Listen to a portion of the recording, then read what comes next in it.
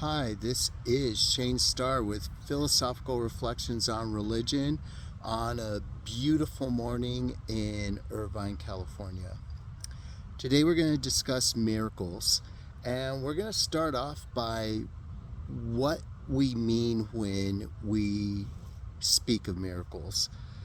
I think that most of us imagine something spectacular, breaking the laws of nature, flying through the air, making something magically appear or vanish, or some superhuman feat of strength, just some sort of spectacle. And I don't think that's necessarily the best definition. I think that, at least from a religious perspective, a miracle is best understood as some event that is a sign that we can attribute to God's action. And I think this distinction between just something incredible versus almost a symbol of God's involvement in the world, I think that's a critical distinction right from the start. Because you can obviously have miraculous type of events that can be explained through other means, and you can have ordinary events that God might be behind after all. That's why I think that distinction is important. Now, I want to start with that because when we really look into the Bible, starting from the Old Testament all the way through to the end of the New Testament, miracles very rarely resemble these super spectacular feats or magic tricks of the sort. I think that instead of going against nature, it's almost like nature supercharged by the touch of the Creator. And along those lines, I would start my first point about miracles. And it's not really an argument, it's just an observation that I'm putting forth as, if there's anything such as knowledge on miracles, I think this is close. Biblical miracles at least have a purpose. And they aren't just random demonstrations of God's power, like, hey, look at me, look what I can do. No, they, if we start with the Exodus miracles, liberating Israel in the first place, then of course the one that everyone's familiar with, the parting of the Red Sea,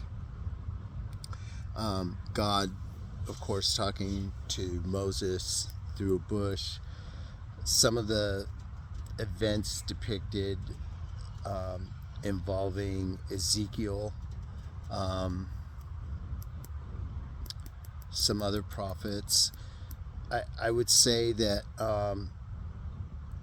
these are usually revealing God's presence in history or in someone's personal life.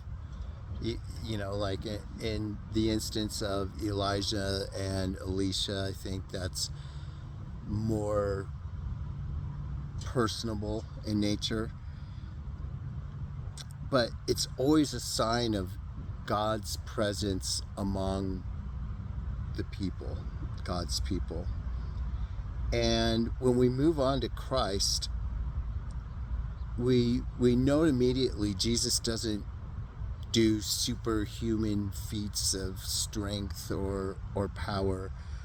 What he does is he heals, he restores, he liberates people sometimes just from their own false or limiting beliefs. He is revealing God's kingdom and ultimately God's victory over death. These aren't necessarily spectacles, they're signs. And in that sign, what Jesus is usually doing in healing people, he's mostly restoring what is already broken. And I mean, let's look at some of the examples. The blind see, the paralyzed walk, the sick recover, people suffering from various afflictions are restored, and of course the dead live. And that's obviously the main one. But even in that, they were living, then died, then they're living again. So it's not something new, as in out of thin air. Jesus is rather restoring creation, moving creation from a broken state to wholeness, disability to health, hunger to nourishment, disability to restoration, and ultimately, again, death to life. And so it's not so much about miracles being defined by breaking natural laws. On the contrary, it's healing broken nature. And I think that's another distinction. So I would also want to point out, I think, and this is probably the biggest point that I would make in this whole video, is that natural processes and miracles aren't necessarily opposites. One doesn't preclude the other.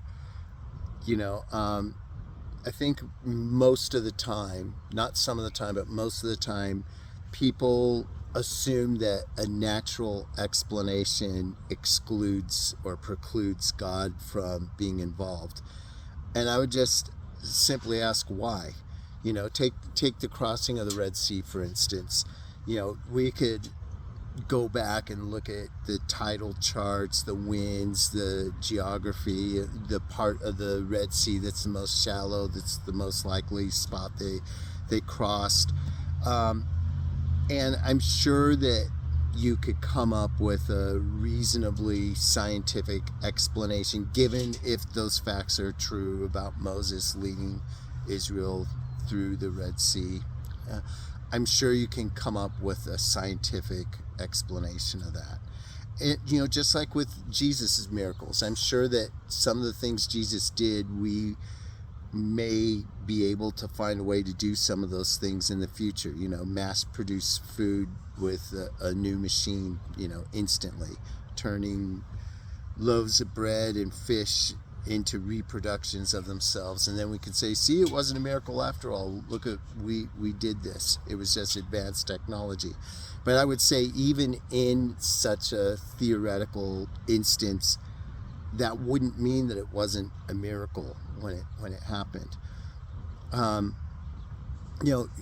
Christianity as a whole, religion as a whole, doesn't teach, I guess some sects do, but it doesn't teach that God exists instead of natural causation. You have to pick between God and evolution. If you ask anyone well educated in science and religion, they'll tell you that, again, these things don't exclude each other. God doesn't exist instead of natural causation or selection. God is the source and sustainer of these systems itself. So along those lines, I would argue that some, if not many, if not most miracles can and do work through nature, including other people. So explaining a mechanism does not explain away the meaning or the source behind the mechanism. Last week we talked about dreams, and we can understand the neurological mechanisms of dreams, but that doesn't settle the question of what the dream meant, why the dream happened the way it did, and what message is being conveyed, if there is a message in a particular dream. The same thing works with miracles. Now I want to flip this around and add that I don't want to sound sacrilegious by saying this, but I think a lot of us in Christianity overrate miracles. I think we see a miracle and that somehow changes our perspective about God. I would say not necessarily. You know, when Jesus showed the doubting Thomas his wounds, he said, "Blessed are you for seeing and believing, but more blessed are those who don't see yet believe." Um, it shows me, at least, a very important point. You know, taking a step back from that point I'm about to make, it's peculiar that Jesus's antagonists and opponents and um, foes, they don't deny that Jesus does miracles. There's never an instance that I can think of, at least in the Bible, where they say, "Oh, this guy didn't do any miracles. These are all stories." No, they all seem to acknowledge that Jesus does miracles. What they disagree on is the source of his power. They say, by what power is he doing these things? Some even attribute this to demonic power. But back to the original big point I was going to make, and why I think we overrate miracles, is think of the disciples. They saw virtually, if not every one of Jesus's miracles. They saw him heal people. They saw him, have paralyzed people restored, and even raising, the little girl and then Lazarus from the dead. And guess what? After the crucifixion, they still doubted. They still had problems, with their belief. They still couldn't believe it. These are people who actually saw Jesus perform all of his miracles. And what's my point of bringing this up? In the same way that a natural explanation doesn't discount the source of a miracle, seeing a miracle doesn't guarantee faith. Even people who see it and recognize it and say, "Wow, that was a miracle," they'll still oftentimes fall short of believing in God. Or even if they believe in the miracle and believe technically in God, they will still have a problem turning their lives over to Christ, to the very God they were a witness of in action. You have to ask, if miracles were meant to create faith, then why were the people closest to Jesus still doubting all the time? I think that, and this is my next point, is, every conceivable miracle, no matter how spectacular or wonderful it is, can be explained away in another way. Someone unexpectedly recovers from a grave illness. We can say, well, that was really wonderful medicine or luck. Someone survives during extraordinary odds against them, or people who smoke their whole lives and never develop lung cancer and live to be 100. We'll just say, well, that's a random, chance that happened to occur.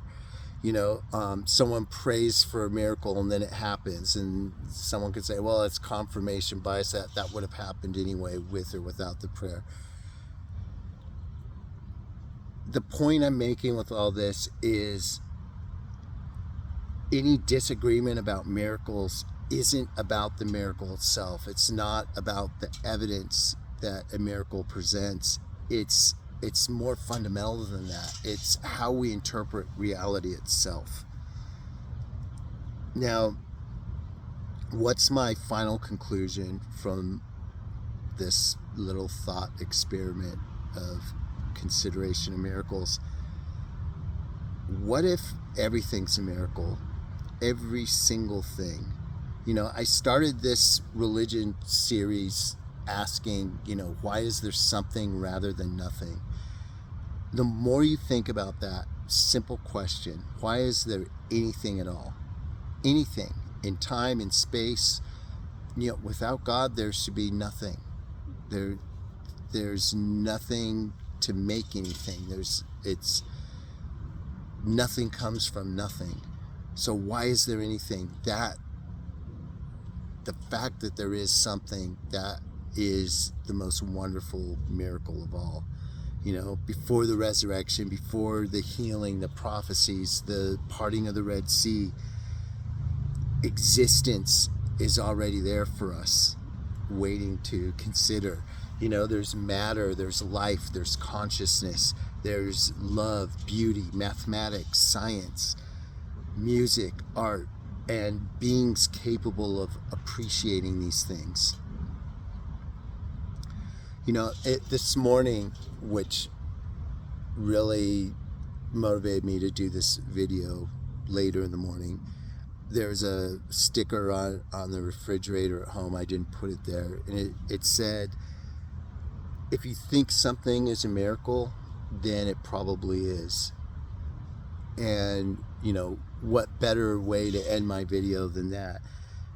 You know, through the eyes of disbelief, any miracle, no matter how powerful and amazing it was, can be explained away. But through the eyes of faith, existence itself is miraculous. And we're all miracles. Everything around us is a miracle. And all we can do is look at the universe in awe and thank God for the universe, for creating something instead of nothing, and for creating us so that we might experience and enjoy the work of God's hands. That's all I have for this week. God bless. See you guys next week.